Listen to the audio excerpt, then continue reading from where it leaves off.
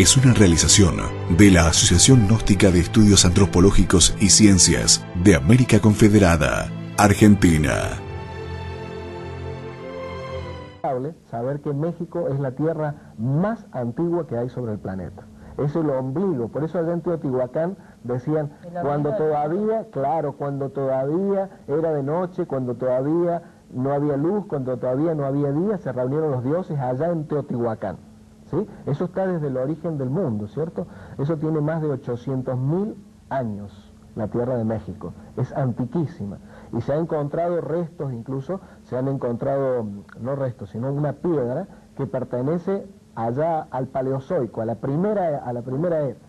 Entonces, es demasiado antiguo. Nosotros hemos llegado hasta los aztecas, hasta los mayas, pero en realidad nos podríamos ir mucho más allá en el tiempo, en el antiguo México, ¿sí? ¿Qué podríamos ver? Estamos hablando de España, de Islas Canarias, que pertenecen a España, ¿y qué podemos ver en ellos, hoy, en esta tierra, cómo poder decir, esto es un antepasado que quedó de los atlantes? Bueno, ¿Hay algo? Hay algo, sí, seguramente. Lo que es, por ejemplo, el arte de la tauromaquia. Eso se practicaba en la Atlántida, todo lo que la corrida de toros, sí, ¿cierto? Pero lo que tenemos resulta espantoso, ¿no? Exactamente. Es muy sangriento, violento. Exactamente. Tanto para el toro, para la gente. Eso se hacía en el templo erigido al dios Neptuno, dios de los mares, de la Atlántida, y la representación no era como la tenemos nosotros ahora. En aquella época lo que se intentaba hacer era demostrarle a todos aquellos iniciados que estaban en las graderías cómo era que había que trabajar con esa bestia interior. El toro representaba nuestros defectos interiores, ¿sí? Lo que los budistas han llamado esos agregados psicológicos. Claro. ¿Sí? Sí, la personalidad corriente. Todo lo que las religiones han llamado los pecados capitales, la pereza, el orgullo, la codicia, la ira, la lujuria, la gula, la envidia, todos esos aspectos estaban representados en ese toro, ¿sí? El torero era la representación de las dos fuerzas, Thor, dios nórdico de la fuerza, claro, y Eros, la diosa del amor. La fuerza y el amor allí representados. Recordemos ese traje de luces que representa al ser, el espíritu luchando contra esos aspectos egoicos, contra esos defectos psicológicos sobre la arena. Cuando se ve, por ejemplo, las movidas con la capa, sí, son todas esas embestidas que hace esa bestia interior y cómo uno tiene que, en el momento en que se está expresando todo eso, conocerlo, cómo es que se manifiesta. Es decir, es un estudio... Cuando se manifiesta esa fiera nuestra, ese animal que llevamos dentro, ¿no? Y hacerle ole.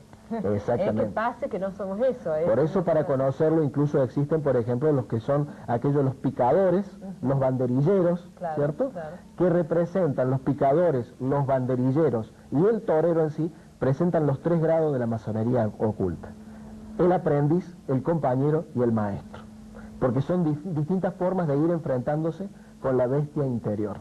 Claro, ¿sí? Que es una misma. Vemos que hay toda una gran sabiduría encerrada justamente en ese torero. Vemos que nosotros... Y no se mataba el toro, supongo. No se mataba el toro, muy linda esa aclaración. No se mataba el toro, sino lo que hacía era inmovilizarlo, se lo enlazaba para mostrar simplemente que se había llegado a dominar, pero no se lo mataba públicamente como se hacía, o como vemos hoy, por ejemplo, esa fiesta del San Fermín. Claro, era y todo aquello. Ejercicio en realidad. ¿No? Que llegar a dominar al toro es llegar a dominarte a vos mismo. Claro, claro. Y no ahora esta carnicería que se hace, exacto, donde el toro lo revientan, o en la fiesta de San Fermín, exacto, que inclusive muere muchísima gente a raíz de esta tradición errada. ¿No? Seguimos cerrándole a las tradiciones. Claro, por eso recordemos, nosotros lo hemos hablado en otros programas, Silvia, recordemos nosotros que antes no se hacía énfasis simplemente en el precepto, sino que ha habido muchas formas de llegar con el conocimiento. Esta era una forma de expresar el conocimiento, como hemos hablado del teatro en Babilonia, por ejemplo, donde estaba la danza, donde estaba la música, donde estaba el precepto, y de esa forma se instruía no solamente a la parte intelectual, sino también al cerebro motor y al cerebro emocional. O los derviches danzantes danzando alrededor del fuego, son todas expresiones... Esto lo hacen hasta hoy, ¿no? En Turquía. Exacto. Son todas expresiones del conocimiento, sí. Y dentro del conocimiento gnóstico nosotros tenemos ese tipo de prácticas para el desarrollo de las facultades internas. Es decir, torbellinos danzantes para el desarrollo de los chakras en cada uno de nosotros, que pertenecen también a estas culturas las hemos recogido y las tenemos dentro del conocimiento gnóstico. Claro, porque no olvidemos, ¿no? El cuerpo es un instrumento que acompaña a toda la expresión del alma. Pero el tema es que el alma domine el cuerpo y no el cuerpo al alma. Que sea nuestro instrumento, que nosotros lo dominemos y no que el cuerpo nos domine a nosotros con todo lo que nos pide, porque el cuerpo nos para de pedir. Y ese calculo que es un poco el sentido de todo esto. Seguro. También tenemos, y ahí está el verdadero poder del hombre, además. Exacto. El verdadero y único poder. También tenemos, por ejemplo, que estas grandes culturas que tenemos en América, como los incas, mayas, aztecas, o por ejemplo que tenemos también como los egipcios, tienen sus raíces en la Atlántida. Las pirámides fueron construidas en la Atlántida, ¿sí? Pertenecen a aquella época. ¿Cómo lo hicieron? Que la esfinge ya estaba antes de las pirámides. Claro, exactamente. Por eso los científicos, por ejemplo, eso lo vemos en los canales de documentales, ya se comienzan a preguntar por qué esa erosión de agua que tiene la base de la esfinge, que justamente no corresponde con estar en un desierto. Y es porque justamente tuvo parte con esa Atlántida. Ellos tenían un aparatito mecánico que lograban colocar en la palma de la mano, con lo cual le quitaban la gravedad a las piedras o a cualquier objeto, y es así como se pudieron hacer las grandes construcciones, o como las que tenemos, por ejemplo... de grandes toneladas. Exacto, o como las que tenemos, por ejemplo, en Machu Picchu, que vemos que a veces no entra una hoja de una gila y allí que están encajadas perfectamente unas piedras con otras, es porque se pudo hacer con eso, a través de quitarle la gravitación justamente a todo material y poder hacer aquello. Digamos, ¿sí?, que era una civilización súper avanzada y que nosotros hemos involucionado en esto. Hemos involucionado, desgraciadamente tenemos que decirlo de esa manera, nosotros no le pisamos ni los talones a lo que es los atlantes en sus avances. Ellos incluso tuvieron naves cósmicas con los cuales lograron visitar a todos los planetas del sistema solar, y esa es la sabiduría que ha quedado esculpida en todos los indígenas de todas las zonas, incluso hasta, como lo hemos hablado el mes pasado, aquí cerca de Córdoba, ¿cierto?, donde está el Cerro Colorado, ahí que se ven imágenes de naves cósmicas, es porque justamente estas civilizaciones de nuestro mismo planeta han tenido contacto con civilizaciones de otros planetas porque poseían esas naves cósmicas. Claro, formas de movilizarse como hoy tenemos nosotros los aviones. Exactamente. ¿No? Pero deben haber sido un poco más seguras. Exactamente. Y ellos tenían algo más que fue desgraciadamente lo que los llevó a esa involución también dentro de esa edad de hierro, que fue justamente que no solamente tenían todo ese avance tecnológico, sino que también eran magos. Es decir, lograron, por ejemplo, crear robots, y como ellos podían ver los elementales de la naturaleza, es decir, el alma de las plantas, por ejemplo, lograron poner a esos elementales dentro de los robots y que se convirtieran así inmortales y que estuvieran a su servicio. Esto ya es la parte de la degeneración. Esa es la parte de la degeneración. Exactamente. No debería haber sido. Claro, porque el elemental está cumpliendo una evolución dentro de su reino, ¿cierto? Y si lo que dejamos atrapado allí dentro de un robot simplemente para que sea nuestro esclavo, lo estamos haciendo involucionar. Claro, ya es la falta de respeto que empiece el hombre a producir con la naturaleza, que es lo que nosotros venimos haciendo a lo largo de tantos años, ¿no? Con la naturaleza, esa agresión y querer dominarla. Cuando nos vamos a dar cuenta en cualquier momento, y ya lo vemos, como el fuego cuando nos quiere dominar, domina, las inundaciones, el agua, todo esto también, los vientos, todo, ¿no? Todo. Llega un momento en que el hombre no puede pararlo, aunque nos creemos tan poderosos de poder dominar todo. Ahora, una pregunta, a ver, con esto de las razas, de que cada planeta cumple sus 7 razas, y esto de que hablabas de que cada raza también tiene sus diferentes momentos en la era de oro, de plata, de cobre. ¿Todas las razas cumplen esos procesos? Todas las razas, sin excepción, pasan por todo esto. Pasan por todos esos procesos, ¿cierto? Por ejemplo, la edad de oro para nuestra raza, la raza que ha recibido el nombre de raza aria, ha sido la era, por ejemplo, donde ha sido en el Tíbet, donde ha sido en Egipto. Recordemos en Egipto, por ejemplo, los faraones, que no se hablaba de que representaban a Dios, sino que era el Dios mismo encarnado en cada uno de ellos.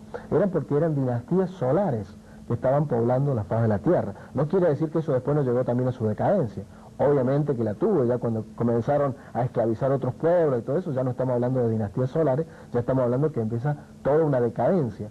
Pero en sus principios fueron dinastías solares, hubo toda una edad de oro, dentro de nuestra civilización. Y después todo eso fue decayendo a través de las 7 subrazas, que recordemos que la primera fue en el Tíbet, la segunda en India, la tercera en Persia, Caldea y Egipto, la cuarta entre griegos y romanos, bueno, va decreciendo, ¿sí? La quinta entre los germanos e ingleses, la sexta en nuestra América Latina y la séptima en los Estados Unidos, que ya vemos nosotros que está siendo el crisol de fundición de todas las subrazas anteriores, porque Estados Unidos se ha convertido en esa gran superpotencia donde se están mezclando, combinando todas las razas del mundo.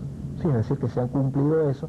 Lo que sí no sabemos, porque así como lo hemos aclarado en otra vez, nosotros no venimos a hablar de una forma apocalíptica, lo que sí sabemos es que el sistema solar ha dado ya todo su viaje alrededor del cinturón zodiacal y ha vuelto a su punto de partida original, que es la era de Acuario. Pero la era de Acuario dura 2162 años.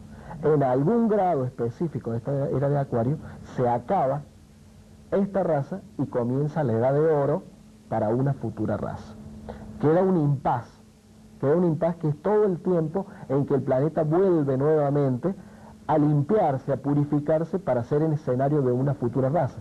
Si no, imagínate cómo comenzaría una edad de oro con un planeta, y con un planeta que ya no hay reservas de agua dulce, el oxígeno, la capa de ozono destruida, los mares contaminados, especies en extinción. No se podría comenzar una edad de oro. Entonces, nuevamente se vuelven los elementos a crear. El planeta va a cumplir una especie de limpieza, exactamente, ¿no es cierto?, donde van a suceder cosas, inundaciones, catástrofes. Que ya están sucediendo. Están sucediendo, exactamente. A cada rato en los noticieros, ¿no? Bueno, y luego de esta limpieza vuelve como todo a reflorecer. Entonces tal vez de acá a unos años estemos viviendo, tal vez lo veamos o no, pero estemos en un mundo que hoy tal vez ni lo podamos imaginar. Exactamente, ¿no? por eso... Bello que puede llegar a ser. Exactamente, por eso el mensaje que le traemos a través de la Gnosis es el mismo mensaje que se le llevaba a los atlantes al final de los tiempos, ¿sí?